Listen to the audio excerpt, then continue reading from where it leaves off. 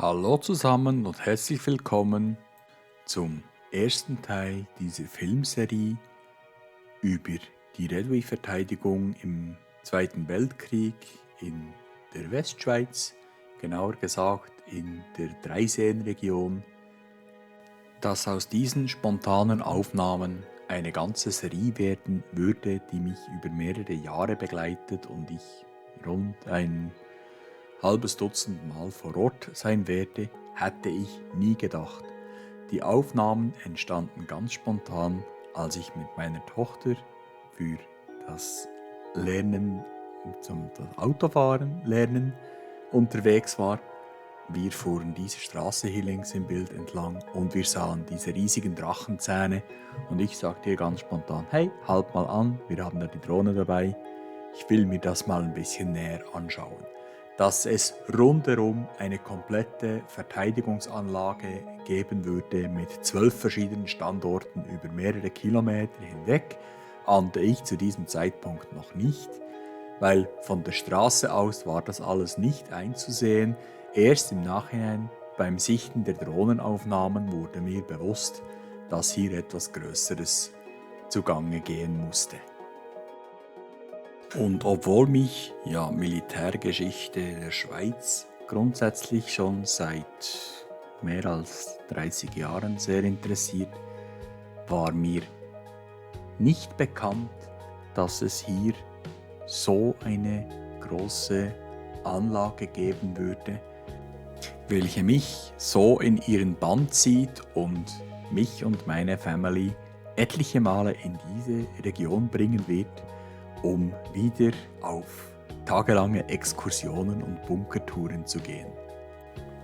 Bei meinen Recherchen entdeckte ich, dass die Schweizer Armee hier quer zwischen die Verbindung zwischen Neuenburgersee im Norden und Murtensee im Südosten eine mehrpunktige Verteidigungsanlage gebaut hatte. Ich war mir erst nicht sicher, ob es wirklich aus dem Zweiten Weltkrieg ist oder eventuell aus dem Ersten Weltkrieg, aber eben bei dieser Recherche kam heraus, dass die Verteidigungs- und Artilleriepositionen aus dem Ersten Weltkrieg weiter nordöstlich waren. Sinn und Zweck der Verteidigungspositionen quer über die Landschaft war das Aufhalten eines Angriffs aus dem Westen und aus dem Norden.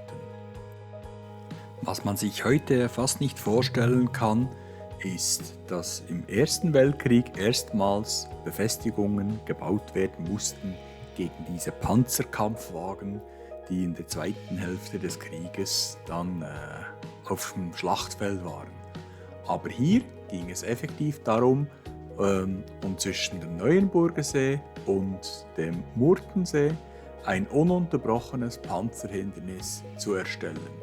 Insgesamt gab es sogar 15 Bunker, teilweise Doppelstellungen und Barrikaden, auch gegen Infanterie und eben auch gegen Panzer. Auch 80 Jahre danach sieht man immer noch deutliche Spuren, wie hier im Boden, da wurden die Metallplatten entfernt und dann Doppel-T-Träger aus Metall reingesteckt, um Panzer aufzuhalten. Bei diesem Hindernis hier handelt es sich nicht nur um ein Infanteriehindernis, sondern man ist davon ausgegangen, dass eine gerade Wand in dieser Höhe für einen Panzer unüberwindbar ist. Interessant ist auch, dass wir jetzt hier nur 1,8 Kilometer entfernt von der Anlage in Valamont, die ich euch am Anfang gezeigt habe, die eben Privatareal ist und nicht zugänglich ist, auch Drachenzähne findet, aber eine völlig andere Bauweise, viel massiver und eine andere Form. Ich gehe davon aus, dass es auch mit der Verteidigungsentwicklung zu tun hat und man da aus Tests gelernt hat. Was die meisten Anlagen gemeinsam hatten, sie sind alle sehr, sehr gut getarnt. Es ist alles völlig idyllisches Landleben. Man spaziert vorne durch, ohne was Böses zu denken. Und nur 2-3 Meter weiter hinten käme dann die große Überraschung, wenn da mal jemand schauen würde. Eine der großen Fragen schon bereits bei der Recherche, welche auch Personen, die in der Nähe wohnten, nicht beantworten konnten, ist, ob die Bunkeranlagen zugänglich sind oder nicht. Bei einigen Bunkern musste man sich allerdings schon die Frage stellen, was genau deren Funktion gewesen sein sollte. Wie zum Beispiel dieser Bunker hier, der steht mitten auf einem Feld. Ein weiteres Problem ist, und das sieht man halt beim fertigen Film nie, die teilweise verzweifelten Anläufe, irgendwo zu einer Anlage zu kommen, eine Anlage zu finden. Viele befinden sich nämlich auf Privatareal, auf dem Betreten verboten ist. Aber bevor man etwas betreten kann, muss man es erstmal finden, weil Sinn und Zweck einer Bunker- und Verteidigungsanlage ist es ja, dass sie nicht für jedermann sichtbar ist. Hier fahren täglich Hunderte, wenn nicht Tausende von Autos durch und niemand denkt sich etwas Böses. Und jetzt mal das Foto mit den Bunkermarkierungen. Ihr seht, alleine in diesem Ausschnitt hat es 3 Bunker und ein mehrere 100 Meter langes Panzerhindernis, welches aber so eigentlich gar nicht sichtbar ist. Erst aus der Luft werden die Hindernisse klar ersichtlich. Hier zuerst von Valamon her die Drachenzähne, die ihr vorhin in der Nahaufnahme gesehen habt. Und jetzt dort, wo jetzt dann gleich das Auto durchfährt, jetzt dort geht gegen Norden ein Panzergraben quer eigentlich durch die Landschaft durch, runter bis fast zum Neuenburger See. Selbst aus der Luft, ihr seht, es ist nicht klar ersichtlich, dass da ein unüberwindbares Hindernis ist, aber wenn wir jetzt näher rangehen, seht ihr dann, das ist ein Hindernis, das ein Panzer nicht einfach so überquert.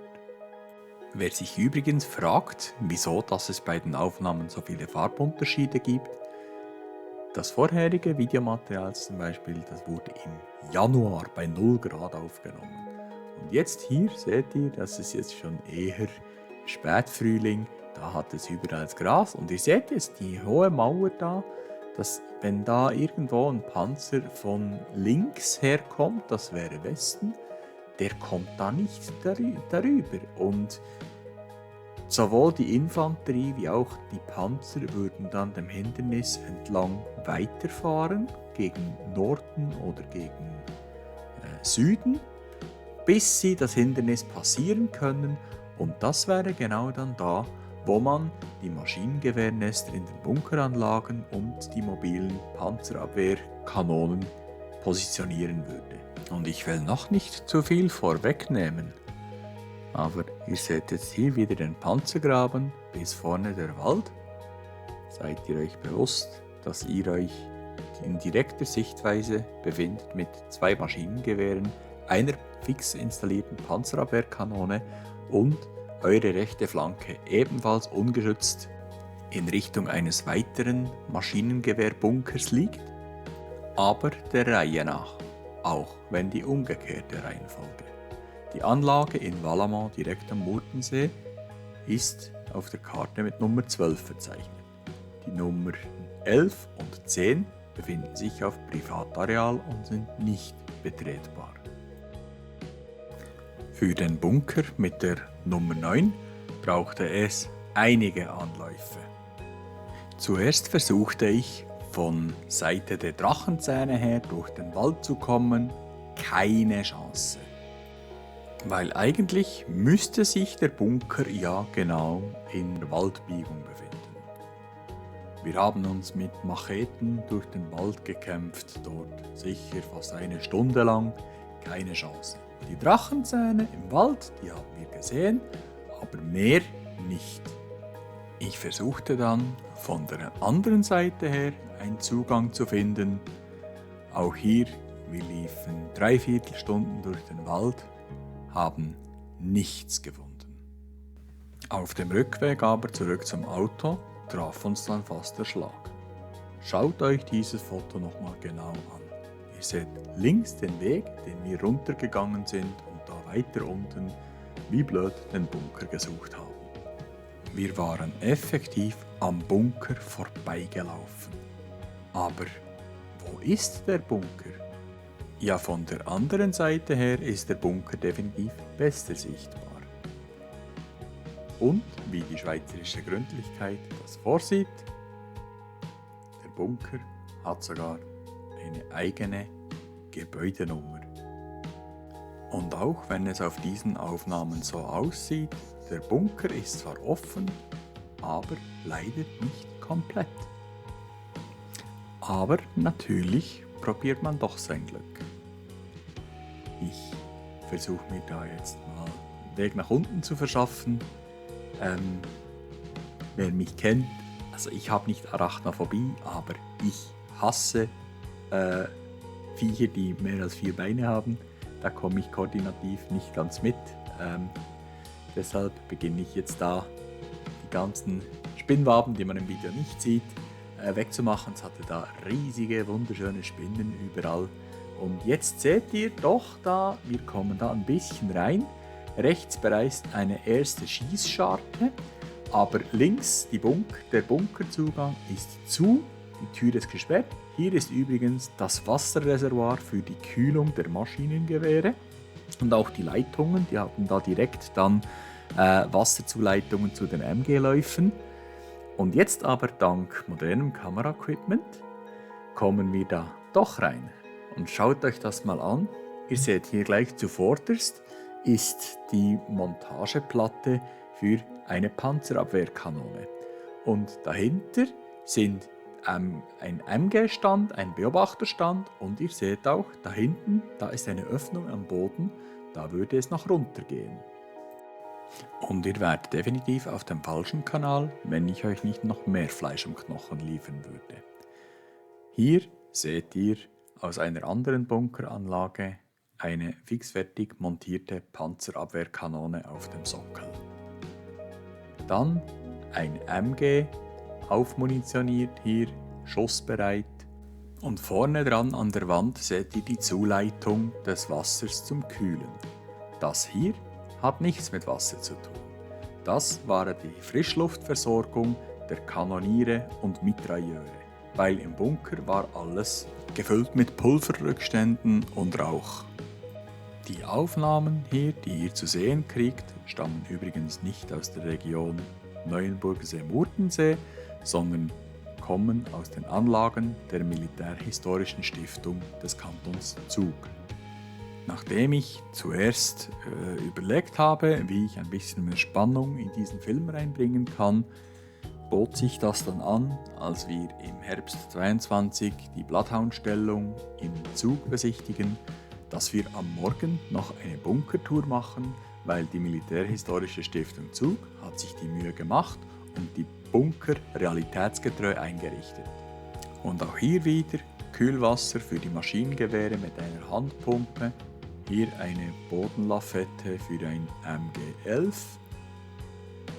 und hier das Geländeterrain, damit die Mitrailleure wussten, welches Ziel in welcher Distanz ist. Und wer sich ein bisschen mit Militärtaktik beschäftigt hat, der weiß, verteidigen ist immer leichter als angreifen. Vor allem, wenn man die Zeit nutzt und dann solche Geländeprofile erstellt mit wichtigen Punkten, die da markiert sind und dann entsprechende Distanztabellen erstellt, damit die Mitrailleure fast auf den Meter genau wissen, wie weit sie bei der Visierung vorhalten müssen. Hier noch eine Apparatur zum Abfüllen der MG-Munitionsgurte. Da Bunker Nummer 9 verschlossen war, wanderten wir weiter in Richtung Bunker 8. Vorbei an den Tobleronen oder den Hitlerzähnen oder Drachenzähnen, wie man den auch immer sagen will, den riesengroßen Betonelementen, die Panzer aufhalten können. Nicht nur sollen, sondern können. Stellt euch vor, diese Würfel haben die Grundfläche von 2x2 Meter und sind 2 Meter hoch. Das ergibt 8 Kubik bei spezifischem Betongewicht 2,6, sind das rund 22 Tonnen. Wenn man das dann vergleicht, der deutsche Panzerkampfwagen 2 hatte ein Gewicht von knapp 9 Tonnen, der Panzerkampfwagen 3, der 1938 ausgeliefert wurde, war 21,6 Tonnen und erst dann später der Panzerkampfwagen 4, der rauskam, so Anfang 37, 38, der war 25 Tonnen. Also ihr könnt euch vorstellen, das war ein währschaftes Hindernis. Spätestens aber 1941, als die deutsche Luftwaffe mit der Stuka, mit der Ju-87 in der Version D rauskam, welche eine 1,4 Tonnen schwere Bombe laden konnte, waren auch diese Hindernisse eigentlich obsolet. Erst aus der Luft erkennt man eigentlich die gute Kombination zwischen Mauer, Drachenzähnen, Panzergräben, sonstigen Befestigungen und dann eben auch aus der Luft die Abwehrstellungen. Hier seht ihr nur übrigens ganz hinten der Murtensee. Hier war der Bunker 9, der geschlossen war. Hier ist der Panzergraben, den wir vorhin besprochen haben. Und hier links ist Bunker Nummer 8 und schon mal so ganz beiläufig, hier unten direkt vor dem Panzergraben neben Bunker 8 sind die Stellungen 6 und 7. Bunker Nummer 8 war übrigens der erste Bunker, den wir gesucht und gefunden haben. Ihr seht jetzt hier ein paar Aufnahmen vom Sommer. Der Bunker ist eigentlich nicht zu sehen. Und jetzt das Video dann aber, das ist vom Januar. So ist natürlich eine Bunkeranlage viel besser zu sehen.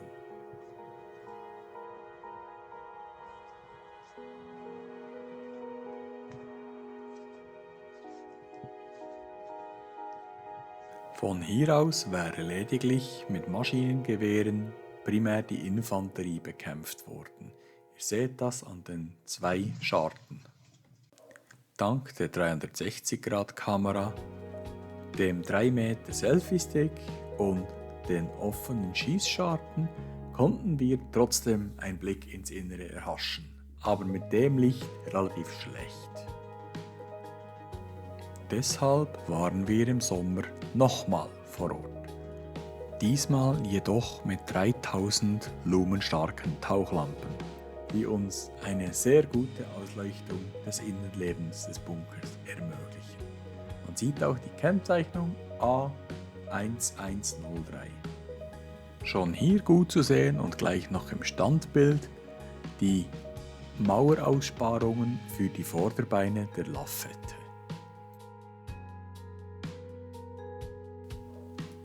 Hier sieht man es nochmal, die beiden Aussparungen. Und schaut mal, so hat es dann seine auf dem Internet verfügbare Aufnahme. Und so sah die Lafette aus. Und da kamen die beiden Vorderbeine, kamen in die Aussparungen. Und dann später wurden die Maschinengewehre so wie hier fix eingebaut. Das war das Schussfeld dieses Bunkers. Die beiden Bäume geradeaus waren natürlich noch nicht so groß oder noch gar nicht existent vor 80 Jahren. Aber ihr seht da auf der rechten Seite der Wald, dort stehen Bunker Nummer 6 und 7 und im linken Teil des Bildes ist eben das Ende dieser Panzersperre. So sieht das Ganze übrigens aus der Luft aus. Die Linie ist der Panzergraben, oben links ist Bunker 8 und links Nummer 6 und 7. Wenn du dir dieses Video bis zu diesem Zeitpunkt angeschaut hast, möchte ich mich an erster Stelle mal bei dir bedanken, weil genau für solche Leute wie dich machen wir solche Videos und scheuen keinen Aufwand, um dir Orte zu zeigen, die man als Normalbürger eigentlich nie zu sehen bekommt. Danke vielmals. Wenn du noch einen drauflegen willst, dann abonniere doch den Kanal mit Glocke, um keine weiteren Videos zu verpassen. Und lass mir einen Kommentar da, wie du das Video gefunden hast, denn so an konstruktiver Kritik können wir wachsen. Die Frage ist nun, wie es weitergeht. Haben wir Bunker gefunden, in die wir reinkamen oder nicht? Oder war das alles nur viel Aufwand für gar nichts? Tja, wenn man das wüsste. Nein, Spaß beiseite. Natürlich gab es noch einen Bunker, in den wir reinkamen, sogar einen doppelstöckigen Bunker, in den wir reinkamen. Wenn dich Wunder nimmt, wie es weitergegangen ist und du noch mehr über diese Verteidigungslinie und diese historisch erhaltenswerte Bauten wissen möchtest, dann empfehle ich dir, Teil 2 anzuschauen von diesem Video. Viel Spaß und bis dann. Tschüss.